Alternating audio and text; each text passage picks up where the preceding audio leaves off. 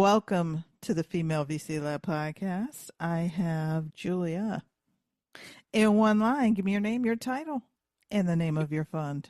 Sure. Julia Krieger, and our fund is Pari Passu Venture Partners, and our app is Pari Passu. Wonderful. So, what inspired you to become a venture capitalist or investor? I think at the end of the day, it was about kind of building and creating. And so venture gives you this really interesting mix of, if you have an entrepreneurial spirit, and I've been an operator before as well, the ability to not have to deep dive just in one company and one sector, but be able to help and support a broad amount of companies and sectors and stages. And so you scratch a bit of the entrepreneurial itch, but in a way that's also feeding some of that intellectual curiosity to not be so deep just in one company and to be able to, continue learning as broadly as possible.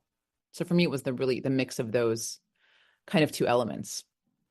I love that. What is your thesis and the motivation behind your thesis there? At Pari Passu Venture Partners, we're set up a bit differently. Rather than a traditional venture fund, it is very thoughtfully and intentionally individual SPVs, but we're putting fund resources behind it. So full-time partners, the amount of kind of diligence we do and support that we have for the portfolio.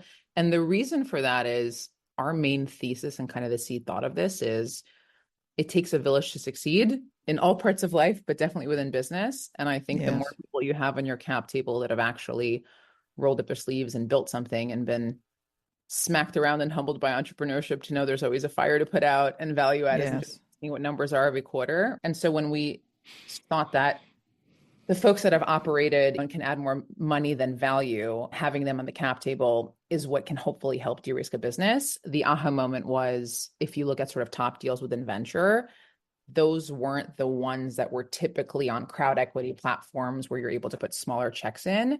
And so that was the gap we wanted to bridge, because a lot of the folks that can add a lot of value that, again, are, amazing operators and could be C-suite, could be other titles, right?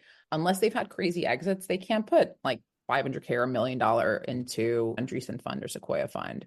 And so for them, they might have that high net worth, a lot of it sitting in equity. How do you bridge the gap and allow them in a really curated way to get into the best deals in venture and to support those companies, but maybe behind the scenes, write a check that's 10K or 50K or 25K. So that was the real thesis for Pari Passu. And we also launched an app 8 months ago called Pari Passu that's meant to be just like the tech home for this community. So we've been backing companies since December of 2020. We've invested in 30 deals and about $1 million check in each.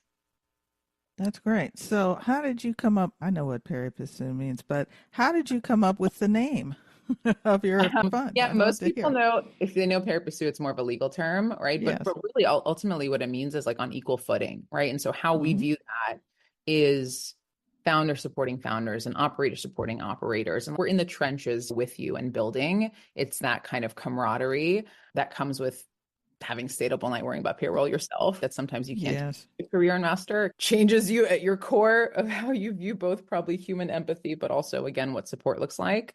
And so that name really resonated with us in wanting to support our founders by having operators, not just at the partner level, but then all of our capital really behind the scenes. That's awesome. So what are you currently learning or listening to or reading these days? Always learning. There's a book that I really like that I'm actually rereading. It's called The Surrender Experiment. Huh. Have you ever read that? I haven't heard of that one. That's a new one. Let me figure out who it is. It's Michael Singer. Michael Singer. Yeah, he's like a New York Times bestselling author, but it's more around our own sort of like personal growth and personal journey. And it's his story. And a lot of it is, I guess the thesis I would say is flow versus force in life. And I think a lot of the times when you're being a leader and an operator, and whether you're running a venture capital firm or you're running a startup, like working on yourself is so important, because being in a state of flow versus force, or intentionally trying to stay in that state, affects how open you are listening to other ideas, affects how open you are to adapting with having to navigate different challenges, and probably makes you a happier person, more pleasant to be around too. So I think this is a great book where it's basically like the story of this person's life and For them, it's these also really short chapters that are like 4 pages. So you feel like you've really done a lot. But the back of the cover, to not give much away, is this person starts as a professor and decides he wants to go live in the woods and check out, and ultimately ends up taking a company public from the woods. It's just this saying yes and flowing with life. So it's a really beautiful and true story that then helps me ground myself in that flow versus force intention. I like that flow versus force thinking because sometimes we know force doesn't work most of the time, actually.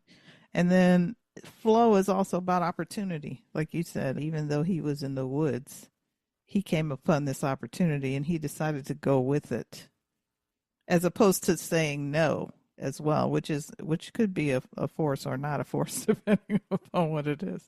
Yeah, it's So kind of like stripping yourself of ego that says this is the way it's going to go. It's like being more kind of adaptive. It's not to say sit in your house on your couch and flow with doing no, anything. not saying that at all. Yeah, but it's no, I think it's very much my intention. And it's, I think also like the energy with which you create, I feel Yes. like affects what you're putting into something. And to check yourself when you're in a place of feeling like you're going against the universe and why isn't something working? Like that's when I feel like instead of powering through, sometimes you need to go and sit and reset for 10 minutes and make sure you're not just trying to brute force something from happening. Like maybe there's a lesson, there's a pivot, there's something else. So Yeah, that's a good point. All right. Bonus question. Everyone gets it. In 2 years, how do you see venture capital or investing having changed or evolved?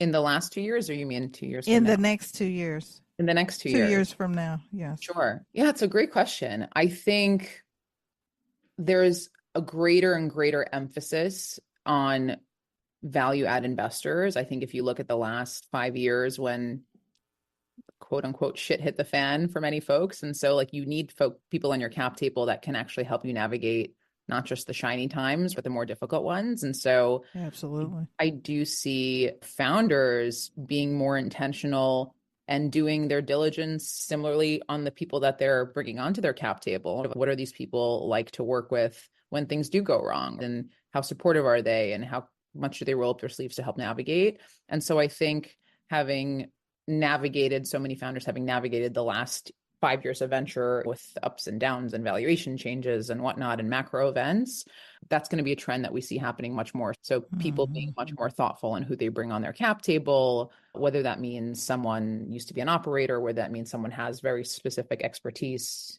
it's in manufacturing or whatnot, like whatever the pain points are for the business, do you have the right people in your bench of support to help you navigate? I think that's one piece of it. I think related to that also, I think founders are being much more thoughtful on raising a bit more upfront, even if it means a little bit more, Yeah. to not just bank on the next round or having to figure out unit economics later because you think you're just going to raise your way via hype. I think folks are going to Right. be more rooted in like the fundamentals of the business and make sure you're building a good quality business from day one. Those are the trends that I'm seeing. Me as well. I'm seeing the second trend quite a bit. The other trend I'm seeing in the bucket of 2 years is how a lot of capital is tied up into these private markets. How are you going to unleash that capital? Can't do secondaries forever.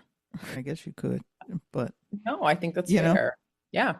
So I'm seeing some kind of how do you make synergies with creating that alpha? That's important as well.